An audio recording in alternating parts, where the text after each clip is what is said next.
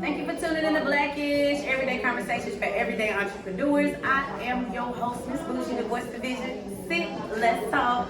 I got my girl. Look, red diamonds last forever. I love her. I love her. I love her. I love her. I got Miss Monique in the building, guys. How are you, Queen? I'm great. You look great as always. Red shades, don't care. Black leather, blue nails. You look just like what everything. You so everything you give me life. You give me life. Ain't nobody told you. So let's dive right into your book. Let's talk about this book. So I'm gonna be back because that's a working book. Don't hold on to people's working books. We got tabs and markers, baby. We got something to talk about. So let's dive into the book. What inspired you to write this book? What is it about? My book was about all the pain and all the trauma and drama and just life events that happened over my whole entire life, but basically the past, I say 25 years. So it encompasses my marriage, my struggle with anxiety and depression. It discusses toxicity in relationships and my relationship and how, when I was going through the relationship and the anxiety and depression all together, plus raising 4 children, it was a lot. It's a lot. It's a lot. Okay, so you was able to take this book, pour your soul into how you was able to get through all of that at that time. Absolutely. Did you write it in suggestion to help a fellow person that may be going through the same thing? Absolutely. It started off being just me venting to myself because when you have anxiety and depression, it's hard to talk to anybody about it. And when you try to talk to some people about it, and you might be open enough to say a best friend or a family member or whatever, a lot of people just don't understand it. They think that depression is something that is something that you just get over. Right. And it's not. So eventually you just don't tell anybody anything. So you suffer in silence. And I don't want to. I want everybody to know who has anxiety and depression that you don't have to suffer in silence and you're not by yourself. No, you're not by yourself, and you do not have to suffer in silence. And that there are people that can help you. And journalism can help. It really can help to write down your expressions and your feelings, because paper a lot of times will take the beating. It would take the beating, the tears. How many pieces of paper have you cried on? Man, a lot. And the thing is about this, and because I'm a poet and there's prose in there, it also is like me reevaluating myself. Right. So after I put all my pain and all of the, there's some happiness in here too. It's not just pain.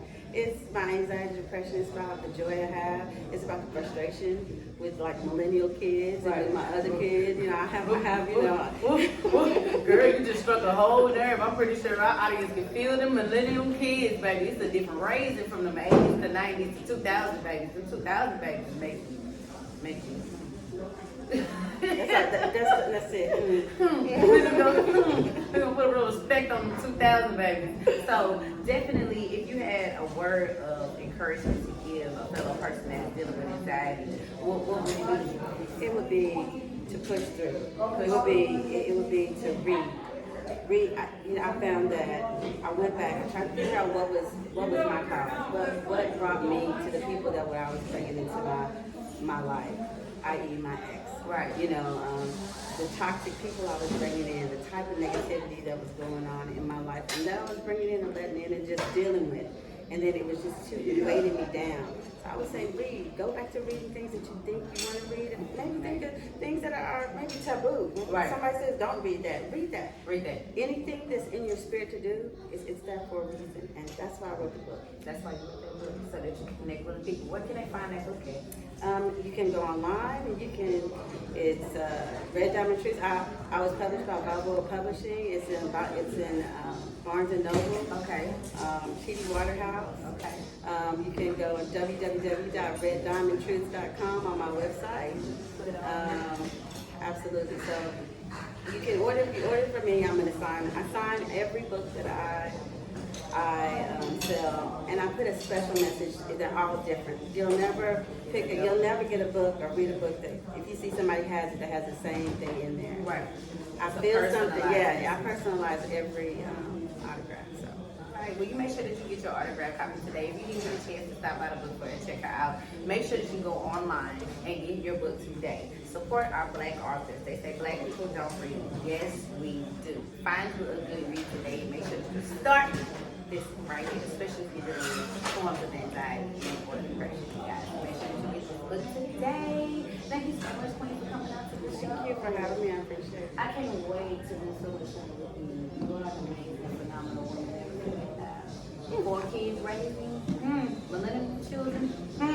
You did it. And everybody alive, child. If y'all don't understand, there's been a few graves in my house. I might have to put a body in it, but the graves was there. They was there. So being a parent, being a single parent, being a parent, adjusting parent from being single to, from being married to being single is a big adjustment. You know what I'm saying? So having to deal with a two-parent home to a one-parent home is a big adjustment when you got 4 kids. So you're doing it, you did it, you're staying focused, and now you're able to help other people, and that's what makes you phenomenal.